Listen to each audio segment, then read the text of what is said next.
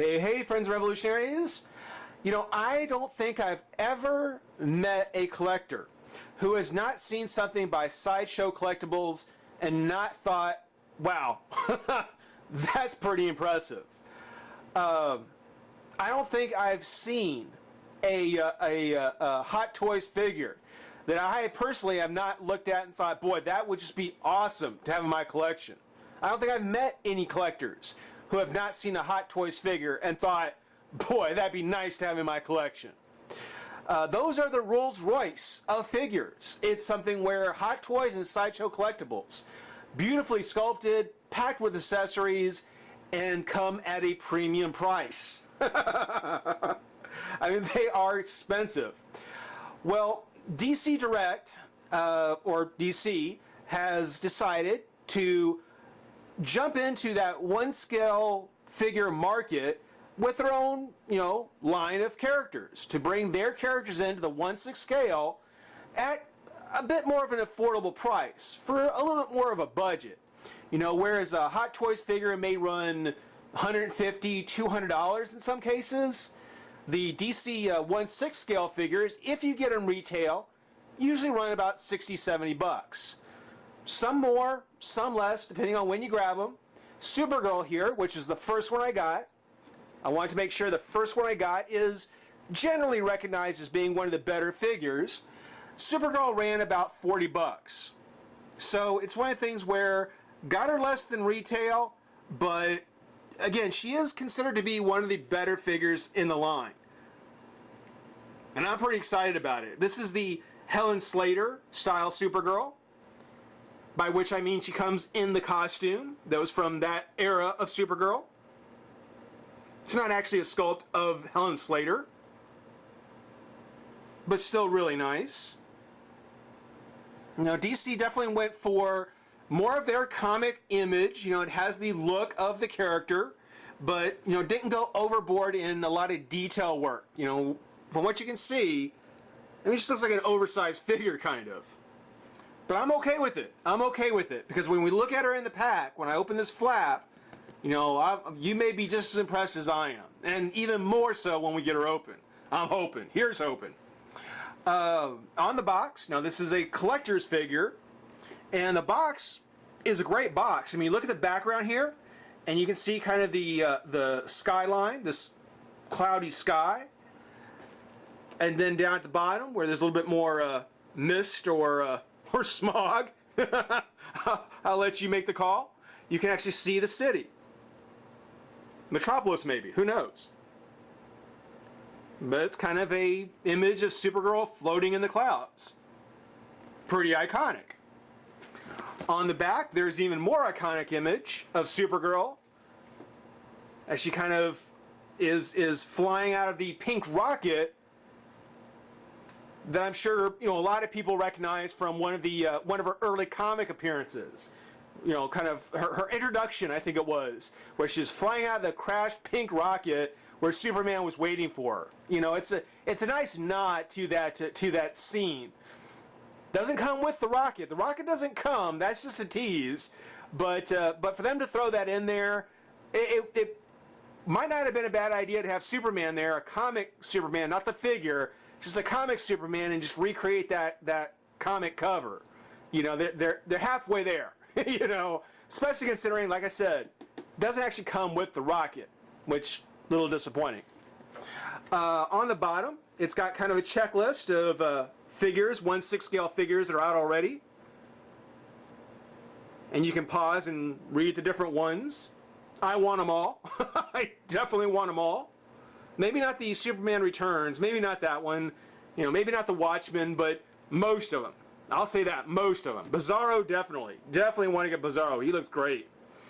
On the write-up, it's got Supergirl is the newest addition to the DC Direct line of realistically proportioned superheroic 1/6 scale figures.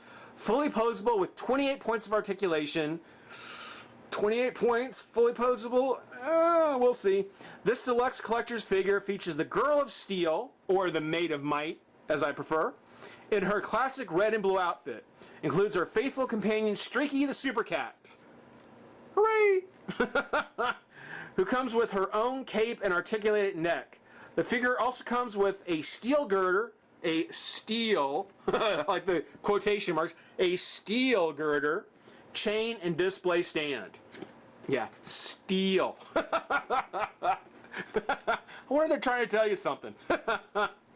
Got a piece of Velcro here to keep the flap closed. So if we pop that open and take a look inside, there we have Supergirl.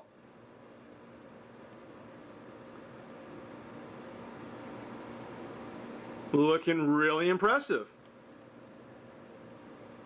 There's Streaky there. Second set of hands, the chain, and then the steel girder. But this is gonna be great when you get open. This is gonna be a great figure to get open. Here on the side, on the inside panel, there's Supergirl again, and still looking as though she's floating in the clouds. She's got two more write-ups. The first one says, Kara Zor-El, the most iconic version of Supergirl, is the super-powered counterpart to Superman.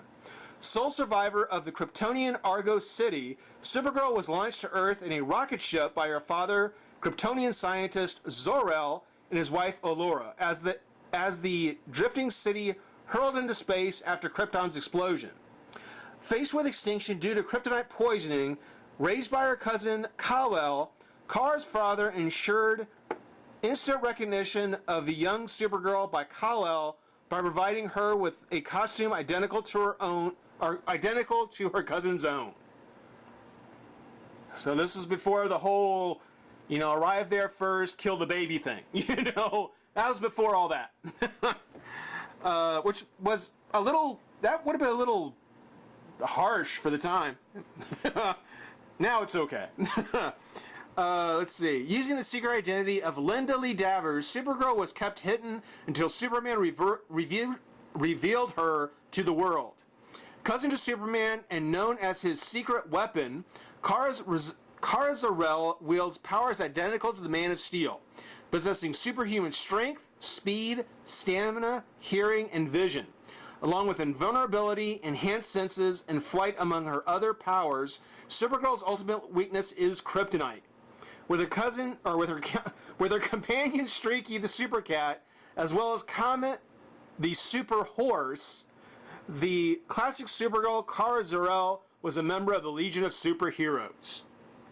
So, Supergirl, she's got all the animals. She's a girl. She's that's kind of the thing. Girls have animals, I guess. That's the way it sounds. Simpler time, wasn't it? She is a member of the Super Family, so of course she comes with a shield on the bottom. We'll see how that changes for the other figures we get to. But for now, I'll tell you what, let's go ahead, get Supergirl out of the box, and have some fun. Be right back. Alright, well, we've got Supergirl open, and wow. This is quite literally a whole new level of figure. It really is. Only, I guess, in scale. It's something where it's a really nice Supergirl. I mean, this Supergirl does exactly what I wanted. She definitely got me introduced into the line, and isn't bad. It's something where I am now excited about getting a look at the other figures that I have. There are some drawbacks. There are some, things that could definitely been better. But for the price point, not expecting anything from like Sideshow Collectibles, it's actually a fairly nice figure. First off, you can see, or let me point out, she actually comes on a base, or actually she's posed on her base with the Superman shield. It's got kind of that matte finish with the gloss logo. And the reason being is because her plasticky leather boots, she can stand on her own with them. I mean, they've got heels on them, but she can stand on her own.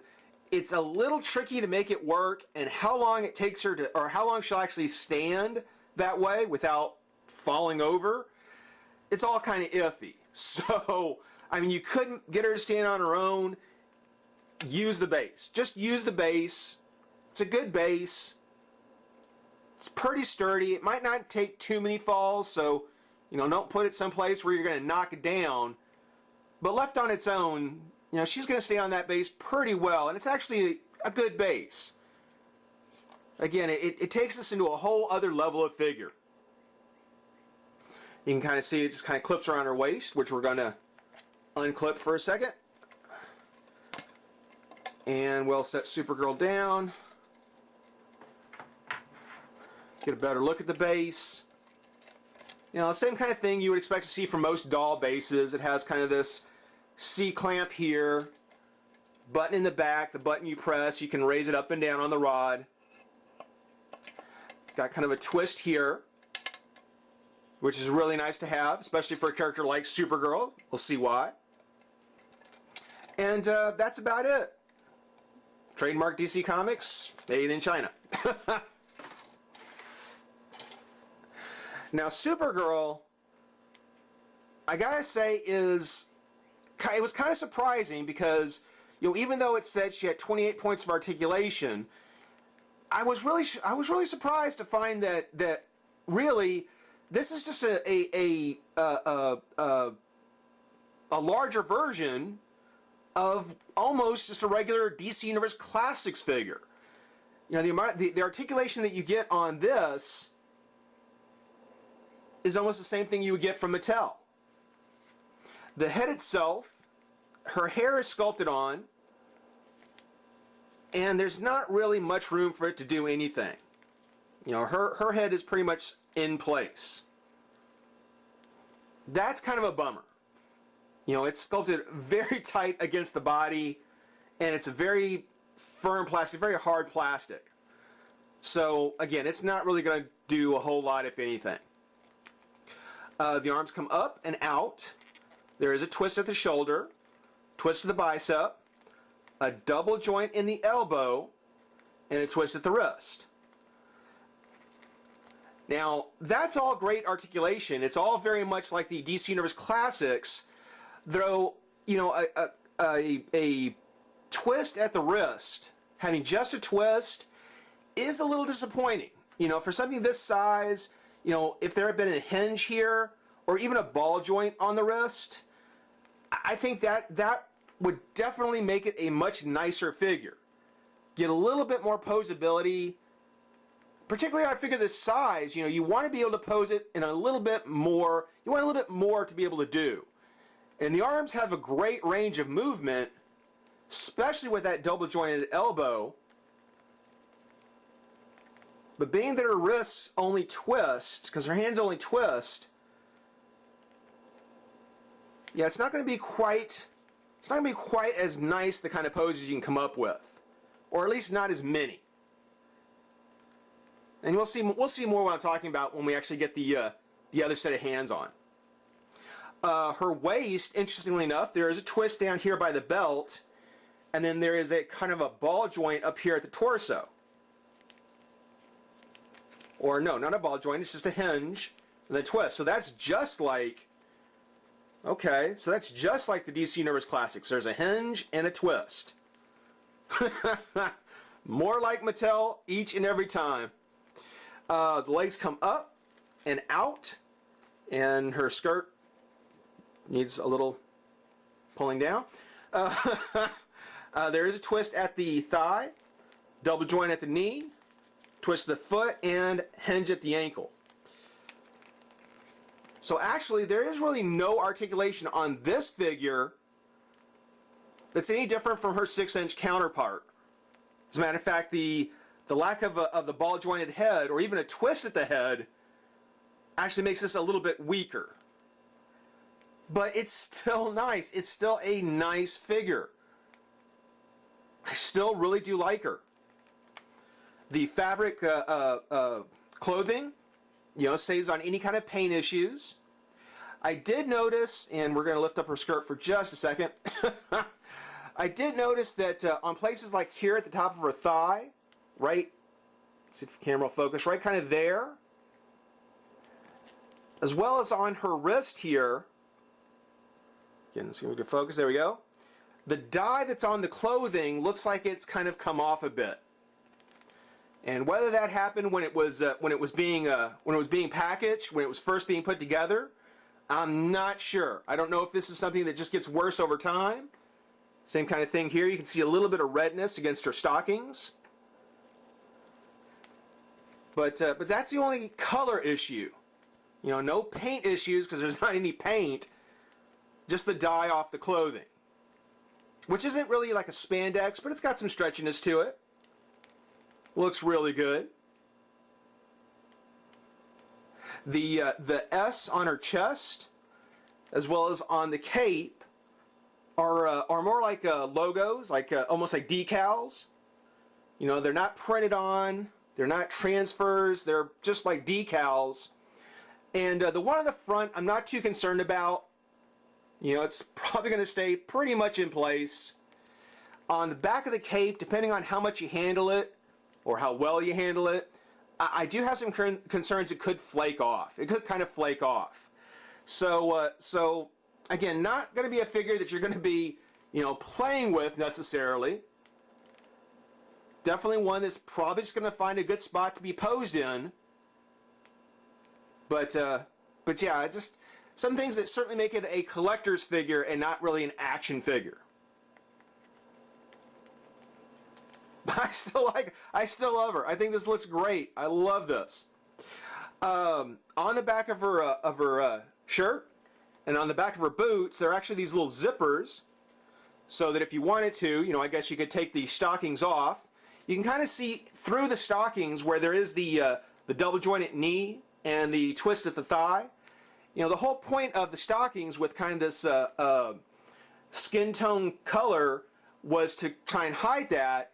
And it doesn't do it very well. So, you know, it is an option, I guess, at some point if you want to take the stockings off and leave the legs bare. I'll probably keep mine on. There's really no reason to take them off.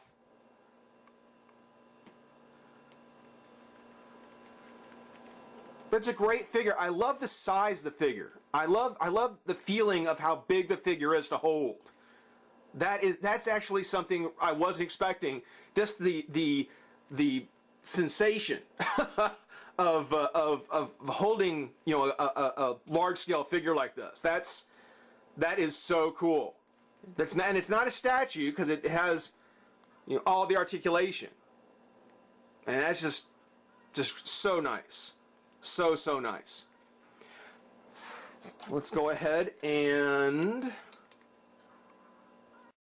Actually, on a second thought, no, let's not do that yet. Let's go ahead and take a look. Now, she has the twist at the wrist, like I mentioned, which you can actually pop them off. And there's a little ball joint there. There is like a little ball there, but the peg is so long that it's not really a twist. But yeah, there's a little peg there. And you can take her second set of hands, open hands, and with a little bit of work, pop them in like so. And so you can see again, there's the open hand here with the twist, but no hinge. So, you know, coming up with a range of articulation or poses, it's such a shame that hand doesn't have a little more movement in it. You know, again, there's a lot that you can do. The double jointed elbow actually helps. You know, you can do a lot with her. But I don't know. It makes her look very static when the hand can only twist. When it can only twist, it really does make her look rather static, and it is a bit of a shame. It is a bit of a shame. But there she is with her open hand. Let's pop off the other one. So let's do it this way.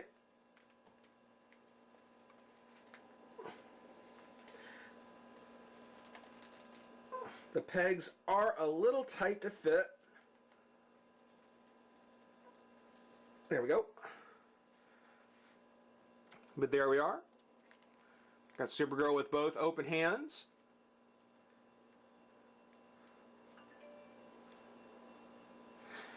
And with the open hands, what you can actually do is you can take her accessories, like the chain here, which if you notice, I don't know if it was supposed to be this way, but there is the middle link, which is split. You can actually take this and maybe wrap around one thumb here and wrap the other one around this thumb, just so she can try and hold it.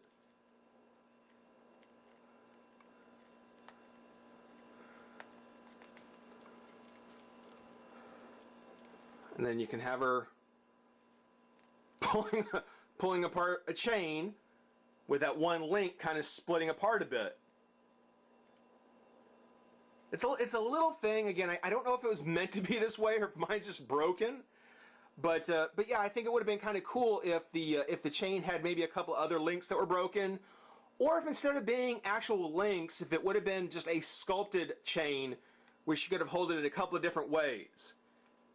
You know, here, I mean, it's okay. I don't necessarily think I'm going to be posing her like this very much. You know, if her hands were closed a little tighter around it, maybe. But with the open hands, yeah, probably not as much. Probably not as much. We can go ahead and take that off.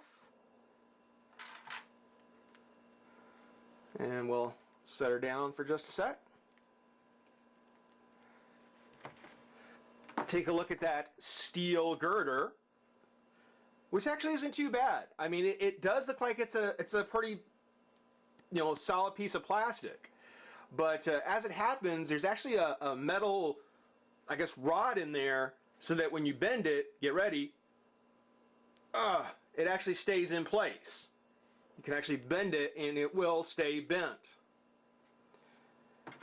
Again, with the open hands, kind of a semi-gripping hands would probably have been better for this, because I have not yet really managed to find a way, and I'm kind of trying to work around my camera here, to get her to hold the girder, or the steel beam here, and anything that's very solid. I mean, it's something where it may fit in, but if there's a bump or something, it's gonna actually fly right out of her hand. So, if there was a way for her to grip it a little bit better, these open hands. I mean, she comes with quite a bit for this line. She has quite a few accessories actually, a lot of plastic. Now, you see what I mean? So it's something where I can understand the third set of hands might not be very likely or not have been very likely. But I guess that's the trick. She's got these accessories that really need it, but because of having the accessories, it was just too much to give it to her. So, a little disappointing there for sure. If we take the one hand off here, actually, you know what? Let's leave this one back on. Let's put that one back on. Let's take this one off. Let's put the fist back on. There we go. What we can do is take her by the base. Working around my camera again. Thank you.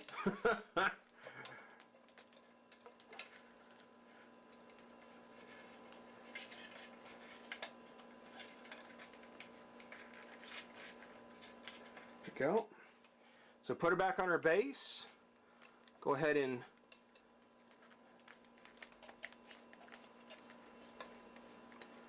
tuck one hand down here.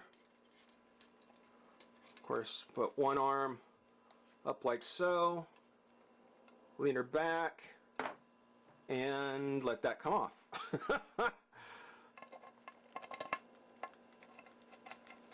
There we go. Oh, and pull down the skirt.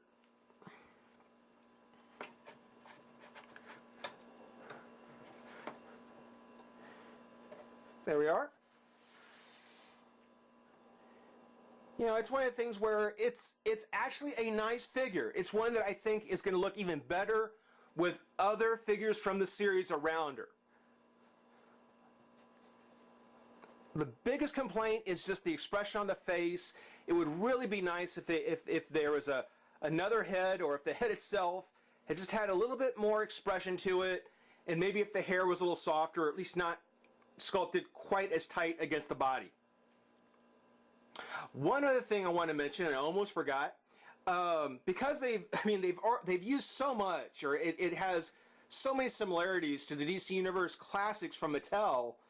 You know, the one thing that I would have liked to have seen, and maybe they'll do this on future figures with capes, is for anyone who remembers the Wave 13 from the DC Universe Classics Trigon, Trigon actually had a wire sewn into his cape so that it could be posed as well.